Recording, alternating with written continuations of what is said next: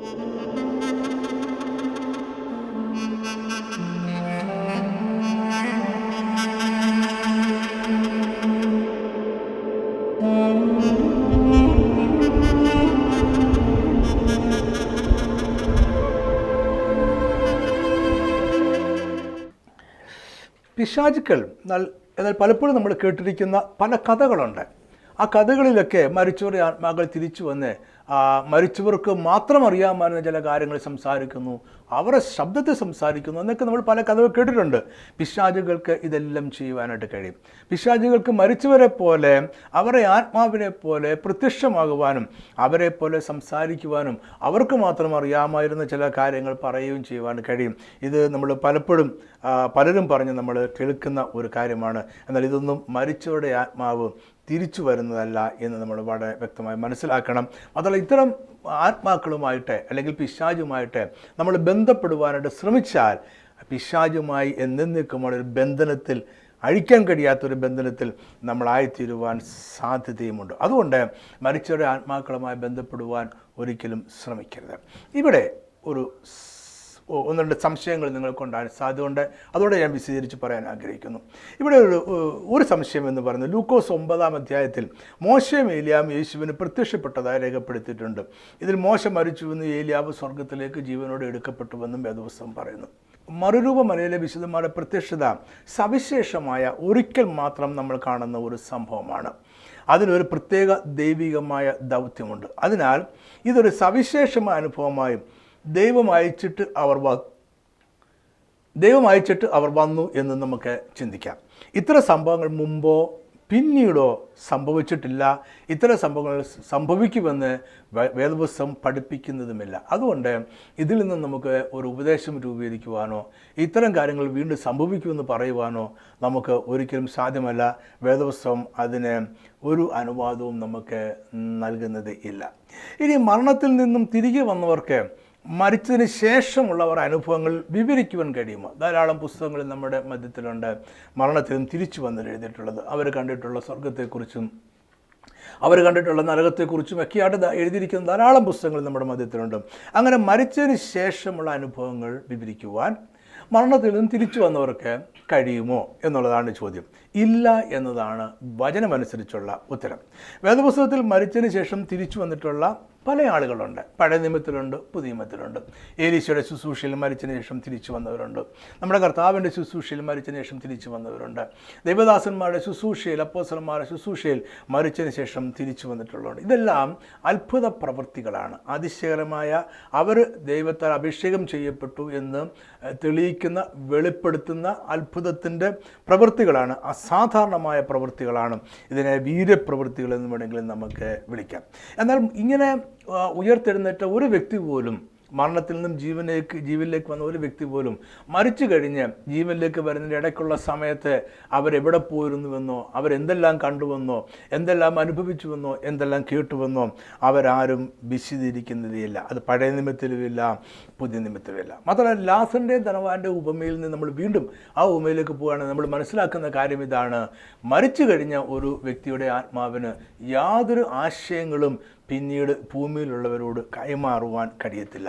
അത് തിരിച്ച് ജീവനിലേക്ക് വന്നാൽ പോലും മരിച്ചു കഴിഞ്ഞ് ആയിരുന്ന അവസ്ഥയിൽ കാണുന്ന ഒരു കാര്യത്തെക്കുറിച്ച് പോലും ഭൂമിയിൽ ജീവനോടിരിക്കുന്നവരോട് പറയാൻ കഴിയത്തില്ല. വേദപുസ്തകത്തിൽ അതിന് യാതൊരു തെളിവുമില്ല. മോശയും ഏലിയാവും മറുവമലയിൽ യേശുവിന് പ്രത്യക്ഷപ്പെട്ടപ്പോഴും മരിച്ചതിന് ശേഷം എന്താണ് സംഭവിക്കുന്നതെന്ന് യേശുവിനോട് പറഞ്ഞില്ല. യേശു ചോദിച്ചുമില്ല എന്നാണ് നമുക്ക് തോന്നുന്നത്. പക്ഷേ പറഞ്ഞിട്ടുമില്ല. അതിനെക്കുറിച്ച് യാതൊരു തെളിവുകളും രേഖകളും നമുക്ക് കാണാനായിട്ട് കഴിയത്തില്ല. ഇതുമായി ബന്ധപ്പെട്ട മറ്റൊരു വേദഭാഗമുണ്ട്. അതിനെക്കുറിച്ച് നമുക്ക് പിന്നീട് ചിന്തിക്കാം. അനുഗ്രഹിക്കപ്പെട്ട ഒരു പുനഃസമാഗമനം മരണത്തിന് ശേഷം നമുക്ക് ഉണ്ടാകുമെന്നാണ് വേദപുസ്തകം പറയുന്നത്. എന്ന് പറഞ്ഞാൽ മരിച്ചതിന് ശേഷം രക്ഷിക്കപ്പെട്ടവരായി അല്ലെങ്കിൽ മരിക്കുന്ന മുമ്പ് രക്ഷിക്കപ്പെട്ടവരായി മരിച്ച നമ്മുടെ ബന്ധുമിത്രാദികളോടും നമ്മുടെ സ്നേഹിതരോടും കൂടിയുള്ള ഒരു പുനഃസമാഗമനം, അനുഗ്രഹിക്കപ്പെട്ട ഒരു ഒത്തുചേരൽ, ഒരു കൂടിച്ചേരൽ മരണത്തിന് ശേഷം ഉണ്ടാകുമെന്ന് വേണം വേദപുസ്തകം പഠിക്കുന്നതിൽ നിന്ന് നമുക്ക് മനസ്സിലാക്കുവാനായിട്ട്. അപ്പോൾ അവരോടൊപ്പമായിരിക്കും പിന്നീട് നമ്മുടെ സമയം, നമ്മുടെ ജീവിതകാലം അവിടെ ചെലവഴിക്കുന്നത്. ഉൽപ്പത്തി 25:8 അബ്രഹാമിൻ്റെ മരണത്തെക്കുറിച്ച് പറയുന്നത് ഇങ്ങനെയാണ്: അബ്രഹാം വയോധികനും കാലസമ്പൂർണനുമായ നല്ല വാർദ്ധക്യത്തിൽ പ്രാണനെ വിട്ടു, തൻ്റെ ജനത്തോട് ചേർന്നു. അവൻ്റെ പുത്രന്മാരായ ഇസഹാക്കും ഇസ്മായേലും കൂടി മെമ്രയ്ക്കരികെ സോഹരിൻ്റെ മകനായ എഫ്രോൻ എന്ന ഹിത്യൻ്റെ നിലത്തെ മക്പേല ഗുഹയിൽ അവനെ അടക്കം ചെയ്തു. ഈ വാക്യം നമ്മൾ ശ്രദ്ധയോടൊന്ന് പഠിക്കണം. അബ്രഹാമിൻ്റെ ആത്മാവിനെക്കുറിച്ചും ശരീരത്തെക്കുറിച്ചും മരണത്തിന് ശേഷം എന്ത് സംഭവിച്ചു എന്നാണ് ഈ വാക്യം നമ്മളോട് പറയുന്നത്. അവൻ്റെ ആത്മാവ് അവൻ്റെ ജനത്തോട് ചേർന്നു എന്നാണ് പറയുന്നത്. അവൻ്റെ ശരീരത്തെക്കുറിച്ച് പറയുന്നത് അത് വാഗ്ദത്ത ദേശത്ത് മക്പേല ഗുഹയിൽ അടക്കി എന്നാണ്. ഇതിൽ പറയുകയാണ് അവൻ്റെ ആത്മാവ് അവൻ്റെ ജനത്തോട്, സ്വന്തം ജനത്തോട് കൂടി ചേർന്നു. എന്നാൽ അബ്രഹാമിൻ്റെ പൂർവികരെ ആരെയും ഈ മക്പേല ഗുഹയിൽ അടക്കിയിട്ടില്ല. അബ്രഹാമിൻ്റെ പൂർവികരെ ആരെയും കനാൻ ദേശത്ത് അടക്കിയിട്ടില്ല, വാഗ്ദത്ത ദേശത്ത് അടക്കിയിട്ടില്ല. അപ്പോൾ അവൻ്റെ ശരീരം അടക്കം ചെയ്ത സ്ഥലത്ത് അവൻ തൻ്റെ ജനത്തോട് ചേർന്നു എന്നല്ല ഉദ്ദേശിച്ചത്, അവൻ്റെ ആത്മാവ് അവൻ്റെ പൂർവികരോടുകൂടി ചേർന്നു എന്നാണ് നമ്മൾ മനസ്സിലാക്കേണ്ടത്. അപ്പോൾ നമ്മൾ വീണ്ടും മനസ്സിലാക്കുന്നു, മരണത്തിന് ശേഷം മരിച്ചവരുടെ ആത്മാവിന് നമുക്ക് മുമ്പ് മരിച്ചുപോയ രക്ഷിക്കപ്പെട്ടതിന് ശേഷം, മരണത്തിന് ശേഷം അവരുടെ ആത്മാവിന് അവർക്ക് മുമ്പ് മരിച്ചുപോയ രക്ഷിക്കപ്പെട്ടതിന് ശേഷം ഈ ഭൂമിയിൽ നിന്നും മരണത്തിലൂടെ മാറ്റപ്പെട്ട പൂർവികരുമായി അനുഗ്രഹിക്കപ്പെട്ട ഒരു ഒത്തുചേരൽ, ഒരു പുനഃസമാഗമനം ഉണ്ടാകും. ഇതെന്നാണ് നമ്മൾ ഈ വാക്യത്തെ നമ്മളതാണ് മനസ്സിലാക്കുന്നത്. ദാവീദിന് ബത്ശേബയിൽ ജനിച്ച മകൻ മരിച്ചപ്പോൾ അവൻ പറഞ്ഞത് ഇങ്ങനെയാണ്: 2 ശമൂവേൽ 12:23 ഇപ്പോഴും അവൻ മരിച്ചുപോയി, ഇനി ഞാൻ ഉപവസിക്കുന്നത് എന്ത്? അവനെ മടക്കി വരുത്തുവാൻ എനിക്ക് കഴിയുമോ? ഞാൻ അവൻ്റെ അടുക്കിലേക്ക് പോവുകയല്ലാതെ അവൻ എൻ്റെ അടുക്കിലേക്ക് മടങ്ങി വരികയില്ലല്ലോ. നമുക്ക് ദാവീദ് പറയുന്നത്, ഞാൻ അവൻ്റെ അടുക്കിലേക്ക് പോകും, എനിക്ക് അവൻ്റെ അടുക്കിലേക്ക് പോകുവാനായിട്ട് കഴിയും. അത് മാത്രമേ എനിക്ക് കഴിയത്തുള്ളൂ. ദാവീദ് ഉദ്ദേശിക്കുന്നത് മരണത്തിന് ശേഷം തൻ്റെ മകൻ്റെ അടുക്കിലേക്ക് പോകുവാനായിട്ട് കഴിയും, മകനെ കാണുവാൻ കഴിയും. ആ പ്രത്യാശയാണ് ദാവീദ് അവിടെ പ്രകടിപ്പിക്കുന്നത്. യേശുക്രിസ്തു പറയുന്ന ഒരു വാക്യമുണ്ട്, മത്തായി 8:11 കിഴക്ക് നിന്നും പടിഞ്ഞാറ് നിന്നും അനേകർ വന്ന് അബ്രഹാമിനോടും ഇസഹാക്കിനോടും യാക്കോബിനോടും കൂടെ സ്വർഗരാജ്യത്തിൽ പന്തിയിൽ ഇരിക്കും. ഇത് നമുക്ക് ലഭിക്കുവാനിരിക്കുന്ന ക്രിസ്തുവിൽ മരിച്ച നമ്മുടെ പൂർവന്മാരുമായിട്ടുള്ള അനുഗ്രഹിക്കപ്പെട്ട ഒരു പുനഃസമാഗമനമാണ്. അതിനെക്കുറിച്ചാണ് കർത്താവ് ഇവിടെ പറയുന്നത്. ഈ പുനഃസമാഗമനം അർത്ഥപൂർണ്ണമാണെന്നുണ്ടെങ്കിൽ മരണത്തിന് ശേഷം നമുക്ക് മുമ്പ് മരിച്ച രക്ഷിക്കപ്പെട്ടവരായി ഈ ഭൂമിയിൽ ജീവിച്ചിരുന്നതിന് ശേഷം മരിച്ച രക്ഷിക്കപ്പെട്ട വ്യക്തികളുടെ ആത്മാക്കളുമായുള്ള ഒരു കൂടിച്ചേരൽ, ഒരു ഒത്തുചേരൽ ഉണ്ടാകണം എന്ന് മാത്രമല്ല, അവിടെ നമ്മൾ ചെല്ലുമ്പോഴായിട്ട് നമുക്ക് കിഴക്കുനിന്നും പടിഞ്ഞാറുനിന്നും അനേകർ വന്ന് അബ്രഹാമിനോടും ഇസഹാക്കിനോടും യാക്കോബിനോടും കൂടെ സ്വർഗത്തിൽ പന്തിലിരിക്കണം എന്നത് യാഥാർത്ഥ്യമാണെന്നുണ്ടെങ്കിൽ നമുക്ക് പരസ്പരം തിരിച്ചറിയുവാനായിട്ടും കഴിയണം. ഇതൊക്കെ മരണത്തിന് ശേഷം സംഭവിക്കുന്നതാണ്. അതിനെക്കുറിച്ച് വചനത്തിൽ എന്ത് പറയുന്നു എന്നതിനെക്കുറിച്ച് മാത്രമേ നമുക്ക് വ്യക്തതയുള്ളൂ എന്നും നിങ്ങളെ ഈ സമയത്തെല്ലാം ഓർക്കണമെന്ന് ഞാൻ നിങ്ങളെ ഓർപ്പിക്കുന്നു. എന്നാൽ അവിടെയുള്ളവരെല്ലാം, മരിച്ചതിന് ശേഷമുള്ളവരെല്ലാം ആത്മാക്കളാണ്. ഈ ജഡശരീരം ഇല്ല. ഒരിക്കലും ഈ ജഡശരീരം പിന്നീട് നമുക്ക് ഉണ്ടായിരിക്കുന്നില്ല. അതുകൊണ്ട് ജഡീകമായ ജഡശരീരത്തിൻ്റെ അടിസ്ഥാനത്തിലുള്ള ബന്ധങ്ങൾ നമുക്ക് ഉണ്ടായിരിക്കുകയില്ല. അവിടെ എല്ലാം ആത്മാവാണുള്ളതുകൊണ്ട് ആത്മീയമായ ബന്ധങ്ങളായിരിക്കും ഉള്ളത്. എല്ലാ ബന്ധങ്ങളും പുനഃസമാഗമനവും കൂടിച്ചേരലും എല്ലാം ആത്മീയ തലത്തിൽ ആയിരിക്കും. ഇനി നമുക്ക് മരിച്ചവർ ഇപ്പോൾ എവിടെയാണ് എന്ന് നോക്കാം. ഇവിടെയാണ് നമ്മൾ ധാരാളം ആശയങ്ങളും ആശയക്കുഴപ്പങ്ങളും ചിന്താഗതികളും ഒക്കെ ഉള്ളത്. അപ്പോൾ ഞാൻ തുടക്കത്തിൽ പറഞ്ഞതുപോലെ വേദപുസ്തകത്തിൽ വ്യക്തമായിട്ട് എന്ത് പറയുന്നു എന്ന് മാത്രമേ ഞാൻ ഇവിടെ പറയുന്നുള്ളൂ. യേശുക്രിസ്തുവിൻ്റെ ഉയർപ്പിന് ശേഷം മരിച്ച വിശുദ്ധന്മാരുടെ ആത്മാക്കൾ വസിക്കുന്ന സ്ഥലത്തിൻ്റെ ഭൂമിശാസ്ത്രപരമായ വിവരണം നമുക്ക് ലഭ്യമല്ല. യേശുക്രിസ്തുവിൻ്റെ ക്രൂശീകരണത്തിനും ഉയർപ്പിന് ശേഷം മരിച്ച വിശുദ്ധന്മാർ, ആ വിശുദ്ധന്മാർ എവിടെയാണ് താമസിക്കുന്നത് എന്നതിനെക്കുറിച്ച് സ്ഥലത്തിൻ്റെ പേരോ ആ സ്ഥലത്തിനെക്കുറിച്ചുള്ള വർണ്ണനയോ ഭൂമിശാസ്ത്രമായ വിവരങ്ങളോ എവിടെയായിരിക്കും എന്നുള്ളതോ ദിക്കോ വഴിയോ ഇതൊന്നും നമുക്ക് ലഭ്യം അല്ല. പഴയ വിശുദ്ധന്മാർ മരിച്ചവരുടെ ആത്മാക്കൾ വസിക്കുന്ന സ്ഥലത്തെ ഷിയോൾ എന്നാണ് വിളിച്ചിരുന്നത്. ഷിയോൾ എന്ന് പറയുന്നൊരു എബ്രായ പദമാണ്. ഇതിനെ ഗ്രീക്കിലേക്ക് വിവർത്തനം ചെയ്യുമ്പോൾ ഹെയ്ഡ്സ് എന്നാണ് വിവർത്തനം ചെയ്യുന്നത്.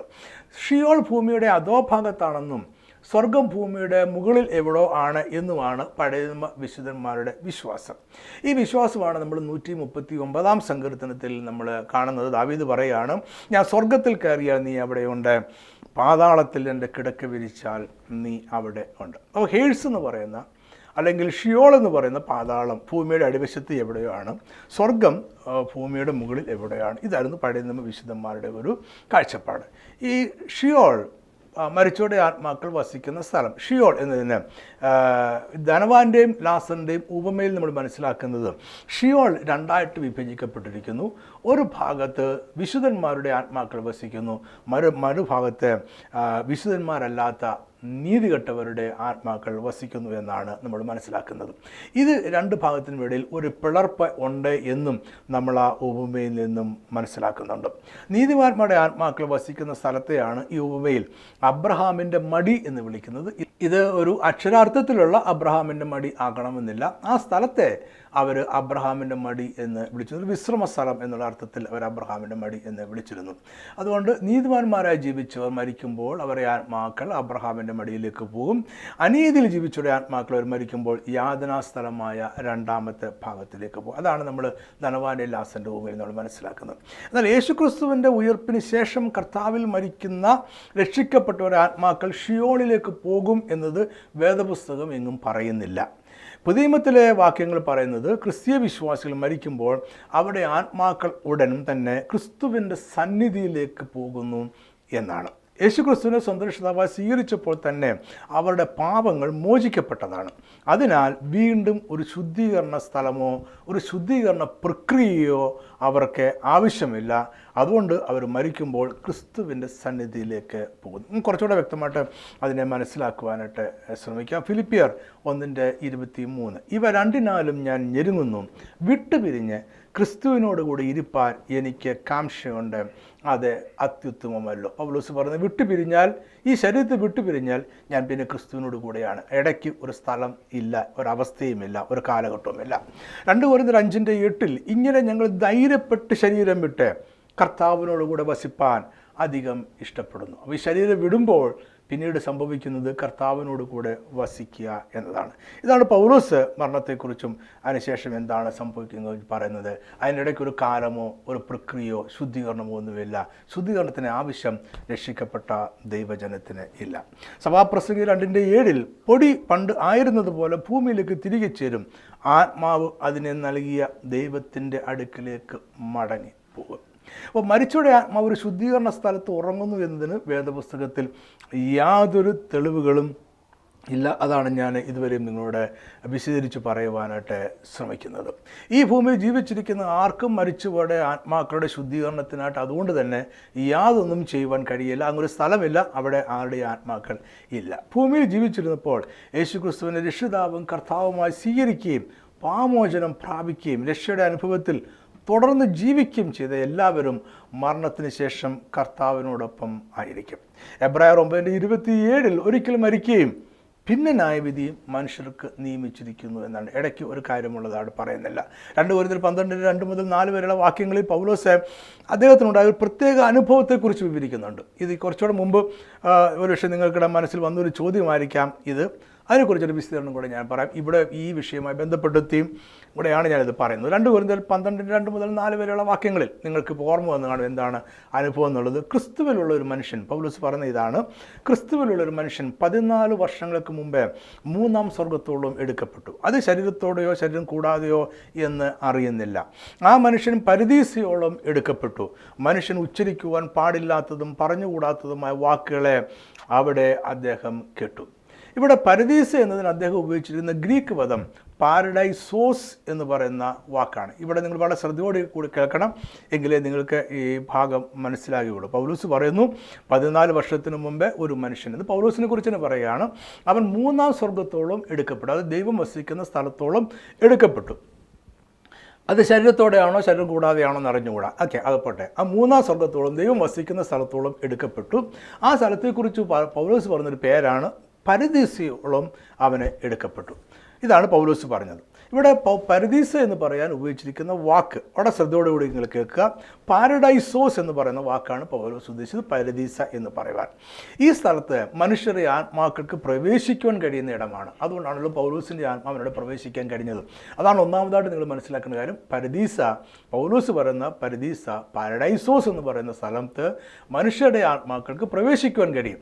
അതുകൊണ്ടാണ് പൗലോസിൻ്റെ ആത്മാവിന് അവിടെ പ്രവേശിക്കാൻ കഴിഞ്ഞത്. രണ്ടാമതാണ് മനസ്സിലാക്കേണ്ടത്, ഈ ഗ്രീക്ക് പദം പാരഡൈസോസ് എന്ന് പറയുന്ന ഗ്രീക്ക് പദം വെളിപ്പാട് പുസ്തകം 2:7 നമ്മൾ കാണുന്നുണ്ട്. ഇവിടെ പറയുന്ന പരദീസയിൽ ജീവവൃക്ഷത്തിൻ്റെ ഫലം തിന്മാൻ ലഭിക്കും. അപ്പോൾ പാരഡൈസോസ് എന്ന് പറയുന്ന സ്ഥലത്ത്, അല്ലെങ്കിൽ പരദീസ എന്ന് പറയുന്ന സ്ഥലത്ത് മനുഷ്യരെ ആത്മാക്കൾക്ക് പ്രവേശിക്കുവാൻ കഴിയും. അവിടെ ജീവവൃക്ഷത്തിൻ്റെ ഫലം തിന്നുവാനായിട്ട് ലഭിക്കും. അത് മുമ്പ് ഞാൻ പറഞ്ഞ വാക്യം കൂടെ ചേർത്ത് പറഞ്ഞാൽ അത് ദൈവം വസിക്കുന്ന ഇടവും കൂടിയാണ്. ഇനി വെളിപ്പാട് പുസ്തകം 22:2 പുതിയ യെരുശലേമിൽ നദിക്ക് ഇക്കരയും അക്കരയുമായി ജീവവൃക്ഷത്തെ നമ്മൾ വീണ്ടും കാണുന്നുണ്ട്. അവിടെ നമ്മൾ ജീവവൃക്ഷത്തെ കാണുന്നു. അതുകൊണ്ട് അതും ഒരർത്ഥത്തിൽ പറഞ്ഞാൽ എന്ത് തന്നെയായിരിക്കണം, പാരഡൈസോസ് എന്ന വാക്കുകൊണ്ട് വിശേഷിപ്പിക്കപ്പെടാൻ കഴിയുന്ന സ്ഥലം ആയിരിക്കണം. അവിടെ പുതിയ യെരുശലേം എന്ന് പറയുന്നത് ദൈവം വസിക്കുന്ന സ്ഥലം തന്നെയാണോ എന്നൊരു ചോദ്യം നിങ്ങളുടെ മനസ്സിലുണ്ടാകാം. നമ്മൾ ഇപ്പോഴൊരു അണ്ടർസ്റ്റാൻഡിങ് അനുസരിച്ച്, നമ്മൾ സാധാരണ പറയുന്നതനുസരിച്ച് ദൈവം വസിക്കുന്ന സ്വർഗമല്ല പുതിയ ആകാശവും പുതിയ ഭൂമിയും അല്ലെങ്കിൽ പുതിയ യെരുശലേമും. അതിനെക്കുറിച്ചുള്ളൊരു പഠനം വരുമ്പോഴേ അത് വിശദീകരിച്ച് പറയാൻ കഴിയത്തുള്ളൂ. അത്രയും പറഞ്ഞിട്ട് അങ്ങോട്ടങ്ങ് മുന്നോട്ട് പോവുകയാണ്. ഇനി പുതിയ യെരുശലേമിലും നമ്മൾ അക്കരയും ഇക്കരയുമായി ജീവവൃക്ഷത്തെ നമ്മൾ വീണ്ടും കാണുന്നു. ഇതിൽ നിന്നും നമ്മൾ മൊത്തം കൂടെ ഒന്ന് കൂട്ടി പറഞ്ഞാൽ പരദീസ സ്വർഗീയമായ ഒരു സ്ഥലമാണ്. നമുക്കങ്ങനെ പറഞ്ഞ് ഇത് അങ്ങോട്ടങ്ങ് മുന്നോട്ട് പോകാം. പൗലോസ് പറയുന്ന മൂന്നാം സ്വർഗം ദൈവത്തിൻ്റെ വാസസ്ഥലമാണ്. അതിനാൽ അദ്ദേഹം ദൈവം വസിക്കുന്ന സ്വർഗത്തിലേക്ക് എടുക്കപ്പെട്ടു എന്ന് വേണം നമ്മൾ മനസ്സിലാക്കുവാനായിട്ട്. അവിടെ ജീവവൃക്ഷം ഉണ്ട്. അങ്ങനെയാണ് മറ്റുള്ള വാക്കുകളോട് നമ്മൾ ചേർത്ത് വായിക്കുമ്പോൾ നമുക്ക് മനസ്സിലാകുന്നതാണ് അവിടെ ജീവവൃക്ഷം ഉണ്ട്. പൗലോസ് എടുക്കപ്പെട്ട ജീവവൃക്ഷത്തിൻ്റെ ഫലം തിന്നുവാൻ ലഭിക്കുന്ന സ്വർഗീയ സ്ഥലത്തായിരിക്കും ക്രിസ്തുവിൽ മരിച്ചവരുടെ ആത്മാക്കൾ ഇപ്പോൾ വസിക്കുന്നത്. ഞാൻ ഒന്നുകൂടെ നിങ്ങളോട് പറയാം. പൗലോസ് എടുക്കപ്പെട്ട ജീവവൃക്ഷത്തിൻ്റെ ഫലം തിന്നുവാൻ ലഭിക്കുന്ന സ്വർഗീയ സ്ഥലത്തായിരിക്കാം ക്രിസ്തുവിൽ മരിച്ചവരുടെ ആത്മാക്കൾ ഇപ്പോൾ വസിക്കുന്നത്. ഇത്ര മാത്രമേ മരിച്ചവരുടെ ആത്മാക്കൾ ഇപ്പോൾ എവിടെ ആയിരിക്കുന്നു അല്ലെങ്കിൽ എവിടെയായിരിക്കും സാധ്യതയുണ്ട് എന്നതിനെക്കുറിച്ച് നമുക്ക് പറയാൻ കഴിയൂ. അതിലധികമായ ഭൂമിശാസ്ത്രപരമായ യാതൊരു വിവരങ്ങളും വേദപുസ്തകത്തിൽ പറയുന്നില്ല. എന്നാൽ നമുക്കൊരു കാര്യം വളരെ വ്യക്തമായിട്ട് പറയാനായിട്ട് കഴിയും. നമ്മൾ നേരത്തെ വായിച്ച വാക്യത്തിൽ നിന്നൊക്കെ മനസ്സിലാക്കാൻ കഴിയുന്നൊരു കാര്യമുണ്ട്. മരിച്ചവരുടെ ആത്മാക്കൾ ഇപ്പോൾ ക്രിസ്തുവിനോടുകൂടെ സജീവമായ ഒരു കൂട്ടായ്മയിലാണ്. മരിച്ചൊരു ആത്മാക്കൾ ക്രിസ്തുവിനോടുകൂടെ സജീവമായ ഒരു കൂട്ടായ്മയിലാണ്. തുടക്കത്തിൽ ഞാൻ പറഞ്ഞതിനോട് ക്രിസ്തുവിൽ ലയിച്ചു ചേരുകയല്ല, വിലയം പ്രാപിക്കുകയല്ല, അത് നമ്മുടെ കാഴ്ചപ്പാടല്ല. അവർ ക്രിസ്തുവിനോടുകൂടെ സജീവമായിട്ടുള്ളൊരു കൂട്ടായ്മയാണ്. അപ്പോസ്തലപ്രവൃത്തികൾ 7-ാം അധ്യായം ആദിമ സഭാ ചരിത്രത്തിലെ വളരെ വേദനാജനകമായ ഒരു സംഭവത്തെക്കുറിച്ച് പറയുന്ന ഒരു അധ്യായമാണ്. ആ അധ്യായത്തിലാണ് സ്തേഫാനോസിനെ യഹൂദന്മാർ കല്ലെറിഞ്ഞ് കൊല്ലുന്നത്. യേശുക്രിസ്തുവിൻ്റെ ശിഷ്യനായിരുന്ന സ്തേഫാനോസ് അവനെ മത കുറ്റം ചുമത്തി അവനെ വിചാരണ ചെയ്തു. വിചാരണ വേദിയിൽ സ്തേഫാനോസ് ശക്തമായി യേശുക്രിസ്തു മശിഹ തന്നെ എന്ന് സാക്ഷിച്ചു. അത് കേട്ട യഹൂദന്മാർക്ക് അവനോട് കുറച്ചുകൂടെ ദേഷ്യമുണ്ടായി, കോപമുണ്ടായി. അപ്പോൾ സ്തേഫാനോസ് പരിശുദ്ധാത്മാവ് നിറഞ്ഞവനായി സ്വർഗത്തിലേക്ക് നോക്കി ദൈവത്തിൻ്റെ വലത്ത് ഭാഗത്ത് യേശു നിൽക്കുന്നത് കണ്ടു. എന്നാൽ യഹൂദ പ്രമാണിമാർ അവനെ കൊല്ലുവാനായിട്ട് ഇത് കേട്ടപ്പോൾ ഉടനെ കല്ലെറിഞ്ഞു. കാരണം ഇതൊരു വലിയൊരു അവരെ സംബന്ധിച്ചുള്ളൊരു മതവിദ്വേഷമായിരുന്നു. യേശു ക്രിസ്തു ദൈവത്തിൻ്റെ വലത്ത് ഭാഗത്ത് നിൽക്കുന്നു എന്ന് പറഞ്ഞത്. അവനെ കൊല്ലുവാനായിട്ട് കല്ലെറിഞ്ഞപ്പോൾ സ്തേഫാനോസ് പറഞ്ഞ വാചകം നിങ്ങൾ ശ്രദ്ധിക്കുക. കർത്താവായ യേശുവേ, അപ്പോസ്തലപ്രവൃത്തികൾ 7:59, കർത്താവായ യേശുവേ എൻ്റെ ആത്മാവിനെ കൈക്കൊള്ളണമേ. സ്തേഫാനോസിൻ്റെ ആത്മാവ് ഒരു ഇടക്കാല സ്ഥലത്തേക്ക് പോവുകയായിരുന്നില്ല. സ്തേഫാനോസിൻ്റെ ആത്മാവ് ശുദ്ധീകരണ സ്ഥലത്തേക്ക് പോവുകയായിരുന്നില്ല. അത് നേരെ യേശുവിൻ്റെ കൈകളിലേക്ക് പോവുകയായിരുന്നു. യേശു ക്രിസ്തു മാനസാന്തരപ്പെട്ട കള്ളനോടും പറയുന്ന ഇതേ കാര്യം തന്നെയാണ്. ഇന്ന് നീ എന്നോടുകൂടെ പരദീസയിൽ ഇരിക്കും എന്ന് ഞാൻ സത്യമായി നിങ്ങളോട് പറയുന്നു. ഇവിടെയും കള്ളൻ ഒരു ഇടക്കാല സ്ഥലത്തേക്ക് പോകുമെന്നല്ല യേശു പറഞ്ഞത്, യേശുവിനോട് കൂടെ ഇരിക്കുമെന്നാണ് അവന് ഉറപ്പ് കൊടുത്തത്. അപ്പോൾ ഇതിനെല്ലാം നമുക്ക് മനസ്സിലാക്കാൻ കഴിയുന്നത് ഈ ക്രിസ്തു എവിടെയായിരിക്കുന്നുവോ അവിടെയാണ് മരിച്ചവരുടെ ആത്മാക്കൾ. മരിച്ചവരുടെ ആത്മാക്കൾ ഉദ്ദേശിക്കുമ്പോൾ രക്ഷിക്കപ്പെട്ട മരിച്ചവരുടെ ആത്മാക്കൾ, രക്ഷിക്കപ്പെട്ട ശേഷം മരിച്ചവരുടെ ആത്മാക്കൾ എന്ന് പറയുമ്പോൾ നമ്മൾ ഉദ്ദേശിക്കുന്നത് രക്ഷിക്കപ്പെട്ടതിന് ശേഷം, ഭൂമിയിൽ ജീവിച്ചിരിക്കുമ്പോൾ രക്ഷിക്കപ്പെട്ടതിന് ശേഷം മരിച്ചവരുടെ ആത്മാക്കൾ ക്രിസ്തു എവിടെയായിരിക്കുന്നുവോ അവിടെ ആയിരിക്കുന്നു. അത് കൂടുതലായി നമുക്ക് ഒന്നും പറയുവാൻ വചനത്തിൽ വ്യക്തമായിട്ടുള്ള തെളിവ് ഇല്ല. എന്നാൽ രക്ഷയെ നിരസിച്ചുകൊണ്ട് ജീവിക്കുന്നവരാണെങ്കിലോ, യേശുക്രിസ്തുവിലൂടെയുള്ള രക്ഷയെ നിരസിച്ചുകൊണ്ട് ജീവിക്കുന്നവരാണെങ്കിൽ അവർക്ക് മരണം നിത്യമായ ഒരു യാതനയുടെ തുടക്കമാണ്. നിത്യമായ യാതനയാകുന്നില്ല, നിത്യമായ യാതനയുടെ തുടക്കമാണ്. ലാസറിൻ്റെ ഉപമയിലെ ധനവാന്റെ ആത്മാവായിരിക്കുന്ന യാതനാ സ്ഥലം അത് ഇപ്പോഴും ഉണ്ടായിരിക്കാനാണ് സാധ്യത. അതിന് മാറ്റമൊന്നും ഉണ്ടായിരിക്കാൻ സാധ്യത ഇല്ല. കാരണം രക്ഷിക്കപ്പെടാത്തവർക്ക് വ്യത്യാസങ്ങളൊന്നും പഴയ നിയമത്തിലാട്ടെ പുതിയ നിയമത്തിലാട്ടെ അങ്ങനെ ഒരു വ്യത്യാസം അവർക്ക് ഉണ്ടാകുന്നില്ല. രക്ഷിക്കപ്പെട്ടവർക്ക് മാത്രമേ പഴയ നിയമത്തിലുള്ള അവസ്ഥയും പുതിയ നിയമത്തിലുള്ള അവസ്ഥകളും അല്ലെങ്കിൽ അവകാശങ്ങളും അധികാരങ്ങളും ഇങ്ങനെയുള്ള കാര്യത്തിൽ വ്യത്യാസം ഉണ്ടാകുന്നുള്ളൂ. അപ്പം രക്ഷിക്കപ്പെടാത്തവർ അവർ യേശുക്രിസ്തുവിനെ വിശ്വസിക്കാഞ്ഞതിനാൽ അവരുടെ പാപങ്ങൾ ക്ഷമിക്കപ്പെട്ടിട്ടില്ല. അവർക്കും ഒരു ശുദ്ധീകരണ സ്ഥലമില്ല. അവർ പോകുന്നത് ഒരു യാതനാ സ്ഥലത്തേക്കാണ്. ധനവാൻ അതാണ് പറയുന്നത്, ഞാൻ ഈ ജാലയിൽ കിടന്ന് വേദന അനുഭവിക്കുന്നു എന്നാണ്. അപ്പോൾ അവരെ ആത്മാക്കൾ ഇപ്പോൾ ആയിരിക്കുന്ന ഇടം നിത്യമായ സ്ഥലമല്ല എന്നും കൂടെ നമ്മൾ മനസ്സിലാക്കണം. ഇതിപ്പോൾ അവരായിരിക്കുന്ന ഇടം മാത്രമേ ഉള്ളൂ. അവർ ഒരിക്കൽ ദൈവം മുമ്പാകെ ന്യായവിധിക്കായിട്ട് നിൽക്കേണ്ടി വരും. ഈ ന്യായവിധിയിലാണ് അവരുടെ നിത്യശിക്ഷ അന്തിമമായി വിധിക്കുന്നത്. അതിനെക്കുറിച്ചുകൂടെ ഞാൻ അല്പം കാര്യങ്ങൾ പറഞ്ഞ് മുന്നോട്ട് പോകാം. വെളിപ്പാട് പുസ്തകം 20-ാം അധ്യായത്തിൽ നമുക്ക് ഈ ന്യായവിധിയുടെ വിവരണം വായിക്കാവുന്നതാണ്. 11 മുതലുള്ള വാക്യത്തിൽ വലിയൊരു വെള്ളസിംഹാസനവും അതിലൊരുത്തിന് ഇരിക്കുന്നതും വിവരിക്കപ്പെടുന്നു. മരിച്ചവർ ആബാലവൃദ്ധം സിംഹാസനത്തിന് മുന്നിൽ നിന്നു എന്നാണ് അവിടെ എഴുതിയിരിക്കുന്നത്. ഇവിടെ ആബാലവൃദ്ധം എന്ന് പറയുന്നത് ക്രിസ്തുവിൽ മരിച്ചവർ ഉൾപ്പെടുന്നില്ല. അവർക്ക് അതിന് മുമ്പായിട്ടൊരു ഉയർപ്പ് ഉണ്ടാകുന്നു എന്നതുകൊണ്ട് മരിച്ചവർക്ക് അവരുടെ പ്രവൃത്തികൾക്കൊത്തവണ്ണം ന്യായവിധി ഉണ്ടായും മരണത്തെയും പാതാളത്തെയും തീപ്പൊയ്കയിൽ തള്ളിയിട്ടു. ഭൂമിയിൽ ജീവനോടായിരുന്നപ്പോൾ യേശുക്രിസ്തുവിലൂടെ രക്ഷ പ്രാപിക്കാത്ത ഏവരെയും നിത്യശിക്ഷയായ തീപ്പൊയ്കയിൽ തള്ളിയിടും. 15-ാം വാക്യം പറഞ്ഞ ഇങ്ങനെയാണ്, ജീവപുസ്തകത്തിൽ പേരെഴുതി കാണാത്ത ഏവനെയും തീപ്പൊയ്കയിൽ തള്ളിയിടും. അപ്പോൾ ദുഷ്ടന്മാരുടെ നരകമുണ്ട് എന്ന് വേദപുസ്തകം വളരെ വ്യക്തമായി പഠിപ്പിക്കുന്നു. അത് വേദപുസ്തകത്തിൻ്റെ ഒരു പ്രധാനപ്പെട്ട പഠിപ്പിക്കലാണ്. മർക്കോസിൻ്റെ 9:44 മുതലുള്ള വാക്യത്തിൽ യേശുക്രിസ്തു കെടാത്ത തീയുള്ള അഗ്നി നരകത്തെക്കുറിച്ച് പറയുന്നുണ്ട്. നമ്മുടെ കർത്താവ് തന്നെ പറഞ്ഞതാണ് അങ്ങനെ ഒരു കെടാത്ത തീയുള്ള അഗ്നി നരകമുണ്ടെന്ന്. അതുകൊണ്ട് നമ്മളിത് വിശ്വസിച്ചേ മതിയാവും. അത് നമ്മൾ വിശ്വസിക്കേണ്ടിയിരിക്കുന്നു, വിശ്വസിക്കുകയും ചെയ്യണം. അവിടെ അവരുടെ പുഴു ചാകുന്നില്ല എന്നും എല്ലാവരും തീ കൊണ്ട് ഉപ്പിടുമെന്നും നമ്മുടെ കർത്താവ് പറഞ്ഞു. ഈ വേദഭാഗം നമുക്ക് മർക്കോസിൻ്റെ സുവിശേഷം 9:44, 48, 49 വാക്യങ്ങളെ നമുക്ക് വായിക്കാവുന്നതാണ്. മത്തായി 25:31 മുതൽ 46 വരെയുള്ള വാക്യങ്ങളിൽ അന്ത്യനാളിലെ വേർതിരിവിനെക്കുറിച്ചും ന്യായവിധിയെക്കുറിച്ചും കർത്താവ് ഒരു ഉപമ പറയുന്നുണ്ട്. ന്യായാധിപനായി സിംഹാസനത്തിൽ ഇരിക്കുന്ന ഒരു രാജാവ് സകല മനുഷ്യരെയും അവൻ്റെ മുന്നിൽ കൂട്ടുന്നു. അവൻ അവരെ ഒരു ഇടയൻ ചെമ്മരിയാടുകളെയും കോലാടുകളെയും തമ്മിൽ വേർതിരിക്കുന്ന പോലെ വേർതിരിക്കും. ചെമ്മരിയാടുകളെ തൻ്റെ വലത്തും കോലാടുകളെ തൻ്റെ ഇടത്തും നിർത്തും. അതിനുശേഷം അവൻ തൻ്റെ വലത്തുള്ളവരോട്, പിതാവിനാൽ അനുഗ്രഹിക്കപ്പെട്ടവരെ, ലോകസ്ഥാപനം മുതൽ നിങ്ങൾക്കായി ഒരുക്കിയിരിക്കുന്ന രാജ്യം അവകാശമാക്കിക്കൊള്ളുവീൻ എന്ന് പറയും. പിന്നെ അവൻ ഇടത്തുള്ളവരോട്, ശപിക്കപ്പെട്ടവരെ, എന്നെ വിട്ടു പോകുവീൻ, പിശാചും അവൻ്റെ ദൂതന്മാർക്ക് ഒരുക്കിയിരിക്കുന്ന നിത്യാഗ്നിയിലേക്ക് പോകുവീൻ എന്ന് പറയും. ഉപമ അവസാനിപ്പിച്ചുകൊണ്ട് കർത്താവ് പറഞ്ഞ വാക്യം ഇതാണ്, ഇവർ നിത്യദണ്ഡനത്തിലേക്കും നീതിമാന്മാർ നിത്യജീവനിലേക്കും പോകും. ഒരു വേർതിരിവുണ്ടാകും. അപ്പോൾ ഒരു വേർതിരിവുണ്ടാകും എന്നുള്ളത് വേദപുസ്തകത്തിൻ്റെ വളരെ വ്യക്തമായ പഠിപ്പിക്കലാണ്. ഇനി നമുക്ക് മരിച്ചവർക്ക് എന്ത് സംഭവിക്കുമെന്ന് നോക്കാം. മരിച്ചവരുടെ ആത്മാക്കൾ എവിടെയൊക്കെ ആയിരിക്കുന്നു, മരണം എന്താണ്, ഇതൊക്കെ നമ്മൾ നോക്കി. ഇനി നമ്മൾ മരിച്ചവർക്ക് എന്താണ് സംഭവിക്കുന്നത് നോക്കാം. നമ്മൾ മനസ്സിലാക്കിയതുപോലെ മരണം ഒരു താൽക്കാലികമായ അനുഭവമാണ്. മരണത്തിങ്കിൽ ശരീരം നിലത്തെ പൊടിയിലേക്കും ആത്മാവ് അതിനായിട്ട് നിശ്ചയിക്കപ്പെട്ടിരിക്കുന്ന സ്ഥലത്തേക്കും പോകും. ക്രിസ്തുവിനെ നിഷേധിച്ചവർ അവർ യാതനാസ്ഥലത്തിലേക്കും പോകും.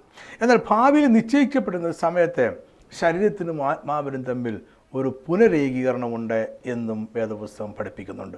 ഇതിനെയാണ് നമ്മൾ ഉയർപ്പ് എന്ന് വിളിക്കുന്നത്. ദാനിയേലിൻ്റെ പുസ്തകത്തിൽ പഴയ നിയമത്തിൽ ഇതിനെക്കുറിച്ച് പറഞ്ഞിട്ടുണ്ട്. ദാനിയേൽ 12:2 നിലത്തിലെ പൊടിയിൽ നിദ്ര കൊള്ളുന്നവരിൽ പലരും ചിലർ നിത്യജീവനായും ചിലർ ലജ്ജയ്ക്കും നിത്യനിന്ദയ്ക്കുമായിട്ട് ഉണരും. പുതിയ നിയമത്തിൽ ഈ കാഴ്ചപ്പാടിന് കൂടുതൽ പ്രാധാന്യമുണ്ട്. 2 തിമോഥെയോസ് 1:9-10 വാക്യങ്ങൾ, യേശുക്രിസ്തുവിൻ്റെ സുവിശേഷം മരണം നീക്കുകയും ജീവനും അക്ഷതയും വെളിപ്പെടുത്തുകയും ചെയ്യുന്നു എന്നാണ് പൗലോസ് ഇവിടെ പറയുന്നത്. ആ വാക്യം നമുക്കൊന്ന് വായിച്ചു നോക്കാം. അവൻ നമ്മെ രക്ഷിക്കുകയും വിശുദ്ധ വിളി കൊണ്ട് വിളിക്കുകയും ചെയ്തത് നമ്മുടെ പ്രവൃത്തികൾ നിമിത്തമല്ല, സകല കാലത്തിനു മുമ്പേ യേശുക്രിസ്തുവിൽ നമുക്ക് നൽകിയിരിക്കുന്നതും ഇപ്പോൾ മരണം നീക്കുകയും സുവിശേഷം കൊണ്ട് ജീവനും അക്ഷയതയും വെളിപ്പെടുത്തുകയും ചെയ്ത നമ്മുടെ രക്ഷിതാവായ യേശുക്രിസ്തുവിൻ്റെ പ്രത്യക്ഷതയാൽ വെളിപ്പെട്ടിരിക്കുന്നതുമായ എൻ്റെ സ്വന്തം നിർണയത്തിനും കൃപയ്ക്കും ഒത്തവണ്ണം ആണ്. യേശുക്രിസ്തുവും ഇതേ കാര്യം പറഞ്ഞിട്ടുണ്ട്. യോഹന്നാൻ 5:28-29 വാക്യത്തിൽ, ഇതിൽ ആശ്ചര്യപ്പെടരുത്, കല്ലറകളിൽ ഉള്ളവരെല്ലാവരും അവൻ്റെ ശബ്ദം കേട്ട് നന്മ ചെയ്തവർ ജീവനായും തിന്മ ചെയ്തവർ ന്യായവിധിക്കായും പുനരുത്ഥാനം ചെയ്യുവാനുള്ള നാഴിക വരുന്നു. മരിച്ചവരുടെ പുനരുത്ഥാനം 2 ഘട്ടമായിട്ടാണ് സംഭവിക്കുന്നത് എന്നാണ് വേദപുസ്തകം പറയുന്നത്. ആദ്യ ഘട്ടത്തിൽ യേശുക്രിസ്തുവിൻ്റെ രണ്ടാമത്തെ വരവിങ്കൽ യേശുക്രിസ്തുവിൽ മരിച്ചവർ ഉയർത്തെഴുന്നേൽക്കും. അതിനെക്കുറിച്ചാണ് പൗലോസ് 1 തെസ്സലോനിക്കർ 4:14 പറയുന്നത്. കർത്താവ് തൻ ഗംഭീരനാദത്തോടും പ്രധാന ദൂതൻ്റെ ശബ്ദത്തോടും ദൈവത്തിൻ്റെ കാഹളത്തോടും കൂടെ സ്വർഗത്തിൽ നിന്ന് ഇറങ്ങി വരികയും മരിച്ചവർ മുമ്പേ ഉയർത്തെഴുന്നേൽക്കുകയും ചെയ്യും. ഇത് കർത്താവിൻ്റെ രണ്ടാമത്തെ വരമ്പിൽ സംഭവിക്കുന്ന ഒരു സംഭവമാണ്. 1 കൊരിന്ത്യർ 15:52 നാം എല്ലാവരും നിദ്ര കൊള്ളുകയില്ല, എന്നാൽ കാഹളനാദത്തിങ്കൽ പെട്ടെന്ന് കണ്ണുമയ്ക്കുന്നിടയിൽ നാം എല്ലാവരും രൂപാന്തരപ്പെടും, കാഹളം ധ്വനിക്കും, മരിച്ചവർ അക്ഷയരായി ഉയർക്കുകയും നാം രൂപാന്തരപ്പെടുകയും ചെയ്യും. അപ്പോൾ ഉയർപ്പിൻ്റെ 1ാമത്തെ ഘട്ടമാണ് കർത്താവിൻ്റെ രണ്ടാമത്തെ വരവെങ്കിൽ ക്രിസ്തുവിൽ മരിച്ചവർ അവർ ഉയർത്തെഴുന്നേൽക്കും. അവരുടെ ആത്മാവും ശരീരവും തമ്മിൽ ഒരു പുനഃസമാഗമനം ഉണ്ടാകും. അത് വീണ്ടും ഒരുമിച്ച് കൂടിച്ചേരും. ഓക്കെ, അന്നേരം ലഭിക്കുന്ന ശരീരം ഈ ശരീരമല്ല. അതിനെപ്പറ്റി ഞാൻ ഇവിടെ വിശദീകരിച്ച് പറയാതെ വിടുകയാണ്. അന്നേരം ലഭിക്കുന്ന ശരീരം ഇതല്ല. തീർച്ചയായിട്ടും അന്നേരം ലഭിക്കുന്ന ശരീരം ഒരു രൂപാന്തരപ്പെട്ട ശരീരമാണ്. ഒരു സംശയം നിങ്ങൾക്കുണ്ടെങ്കിൽ ഞാനത് അങ്ങ് പറഞ്ഞു വിടുന്നു എന്നേ ഉള്ളൂ. ഉയർപ്പിൻ്റെ 2ാമത്തെ ഘട്ടത്തിൽ മരിച്ചുപോയ എല്ലാ മനുഷ്യരും ഉയർത്തെഴുന്നേറ്റ് ദൈവത്തിൻ്റെ ന്യായാസനത്തിന് മുമ്പിൽ നിൽക്കും. ഇതിനെക്കുറിച്ച് നമ്മൾ വെളിപ്പാട് പുസ്തകം 20:12-15 വാക്യത്തിൽ നമ്മൾ വായിക്കുന്നു. മരിച്ചവർ ആബാലവൃദ്ധം സിംഹാസനത്തിന് മുമ്പിൽ നിൽക്കുന്നത് കണ്ടു. പുസ്തകങ്ങൾ തുറന്നു. ജീവൻ്റെ പുസ്തകം എന്ന മറ്റൊരു പുസ്തകവും തുറന്നു. പുസ്തകങ്ങൾ എഴുതിയിരിക്കുന്നതിന് ഒത്തവണ്ണം മരിച്ചവർക്ക് അവിടെ പ്രവൃത്തികൾക്ക് അടുത്ത ന്യായവിധി ഉണ്ടായി. സമുദ്രം തന്നിലുള്ള മരിച്ചവരെ ഏൽപ്പിച്ചു കൊടുത്തു. മരണവും പാതാളവും തങ്ങളിലുള്ള മരിച്ചവരെ ഏൽപ്പിച്ചു കൊടുത്തു. ഓരോരുത്തരും അവനവൻ്റെ പ്രവൃത്തിക്കടുത്ത വിധിയുണ്ടായി. മരണത്തെയും പാതാളത്തെയും തീപ്പൊയ്കയിൽ തള്ളിയിട്ടു. ഈ തീപ്പൊയ്ക, 2ാമത്തെ മരണം, ജീവപുസ്തകത്തിൽ പേരെഴുതി കാണാത്ത ഏവനെയും തീപ്പൊയ്കയിൽ തള്ളിയിടും. മരിച്ചുപോയ എല്ലാ മനുഷ്യരും ഉയർത്തെഴുന്നേറ്റ് ദൈവത്തിൻ്റെ ന്യായാസനത്തിന് മുമ്പാകെ നിൽക്കുന്ന ദിവസം മരിച്ചവർക്ക് അവരുടെ പ്രവൃത്തികൾക്ക് അനുസരിച്ചുള്ള ന്യായവിധി ഉണ്ടാകും. ജീവപുസ്തകത്തിൽ പേരെഴുതി കാണാത്ത എല്ലാവരെയും നരകത്തിലേക്കും തീപ്പൊയ്കയിലേക്കും തള്ളിയിടും. ഇവിടെ നമ്മൾ ഗ്രീക്ക് ഭാഷയിൽ ന്യായവിധി എന്ന് പറയുന്ന വാക്കിനെ കുറിച്ചുകൂടെ അല്പം മനസ്സിലാക്കണം. എങ്കിലേ നമ്മൾ ഇത് തമ്മിലുള്ള വ്യത്യാസം നമുക്ക് മനസ്സിലാക്കാൻ കഴിയും. ന്യായവിധി എന്ന വാക്ക് ഗ്രീക്കിലെ 2 രീതിയിൽ ഉപയോഗിച്ചിട്ടുണ്ട്. ഒന്നിലധികം വാക്കുകളുണ്ട് ന്യായവിധി എന്ന് പറയുവാണ്ട്. ഞാൻ അതിനെക്കുറിച്ചല്ല പറയുന്നത്. ന്യായവിധി എന്ന് പറയുന്ന വാക്കിനെ 2 രീതിയിലാണ് ഉപയോഗിക്കുക, 2 അർത്ഥത്തിൽ ഉപയോഗിച്ചിട്ടുണ്ട്. ഒന്ന്, ന്യായവിധി നടത്തി പ്രതിഫലം നൽകുക എന്നും, രണ്ടാമത് ന്യായവിധി നടത്തി ശിക്ഷിക്കുക എന്നുമാണ്. അപ്പോൾ ക്രിസ്തീയ വിശ്വാസികളുടെ പാപം അവർ ജീവിച്ചിരിക്കുക തന്നെ ക്ഷമിക്കപ്പെട്ടതാണ്. അതുകൊണ്ട് അവർക്ക് യേശുക്രിസ്തുവിൻ്റെ പ്രതിഫലമാണുള്ളത്. എന്നാൽ അവിശ്വാസികളുടെ പാപം മോചിക്കപ്പെട്ടിട്ടില്ല എന്നതിനാൽ അവർക്ക് ന്യായവിധിക്ക് ശേഷം നിത്യമായ ശിക്ഷയാണ് ലഭിക്കുന്നത്. 2 കൂട്ടരെയും അവരുടെ വിശ്വാസത്തിൻ്റെയും പ്രവൃത്തികളുടെയും അടിസ്ഥാനത്തിലാണ് വിധിക്കുന്നത്. അതായത് രക്ഷിക്കപ്പെടുന്നതിന് പ്രവൃത്തി അടിസ്ഥാനമാണെന്നല്ല ആ പറഞ്ഞതിൻ്റെ അർത്ഥമെന്ന് പറയുന്നത്.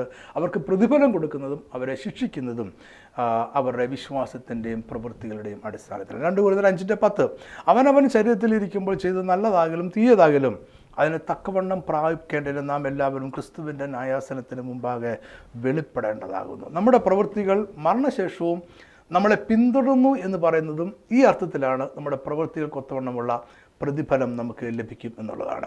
1 കൊരിന്ത്യർ 15:58 നമ്മുടെ പ്രയത്നം കർത്താവിൽ വൃത്തമല്ല എന്ന് നമ്മൾ വായിക്കുന്നുണ്ട്. 3:8 ഓരോരുത്തർക്കും അവരവരുടെ അധ്വാനത്തിനും ഒത്തവണ്ണം കൂലി കിട്ടുമെന്നും പൗലോസ് പറയുന്നുണ്ട്. ഇനി നമുക്ക് രൂപാന്തരപ്പെട്ട ശരീരത്തെക്കുറിച്ച് ചിന്തിക്കാം. കുറച്ച് മുമ്പ് ഞാൻ അതിനെപ്പറ്റി നിങ്ങൾക്ക് അന്നേരം സംശയം തോന്നുമെന്നുള്ളതുകൊണ്ടാണ് അന്നേരം ഞാൻ ഒന്ന് ചെറുതായിട്ടൊന്ന് പറഞ്ഞു പോയത്. ഇനി നമുക്ക് അതിനെക്കുറിച്ചുകൂടെ ഒന്ന് ചിന്തിച്ച് നോക്കാം. ക്രിസ്തുവിൽ മരിച്ചവർ ഉയർക്കുമ്പോൾ അവർ ഇപ്പോഴത്തെ ജഡശരീരത്തോടു കൂടെയല്ല ഉയർക്കുന്നത്. ക്രിസ്തുവിൽ മരിച്ചവർ ഉയർക്കും. അവരുടെ ആത്മാവും ശരീരവും തമ്മിൽ ഒരുമിച്ച് ചേരുന്ന ഒരു ദിവസമാണ്. അതിനാണ് ഉയർപ്പെന്ന് വിളിക്കുന്നത്. അവർ ഈ ജഡശരീരത്തോടു കൂടിയല്ല ഉയർക്കുന്നത്.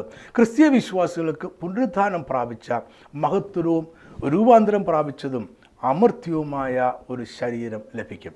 അതായത് അവരുടെ ആത്മാക്കൾ രൂപാന്തരം പ്രാപിച്ച ഒരു ശരീരത്തോടാണ് പുനരേകീകരിക്കുന്നത്. പഴയ ശരീരത്തോടും അല്ല അവരുടെ ആത്മാക്കൾ പുനരേകീകരിക്കുന്നത്. ക്രിസ്തീയ വിശ്വാസികൾ മരിക്കുമ്പോൾ അവരുടെ ആത്മാവ് ക്രിസ്തുവിൻ്റെ സന്നിധിയിലേക്കാണ് പോകുന്നത്. നമ്മൾ മുമ്പ് പറഞ്ഞുവല്ലോ.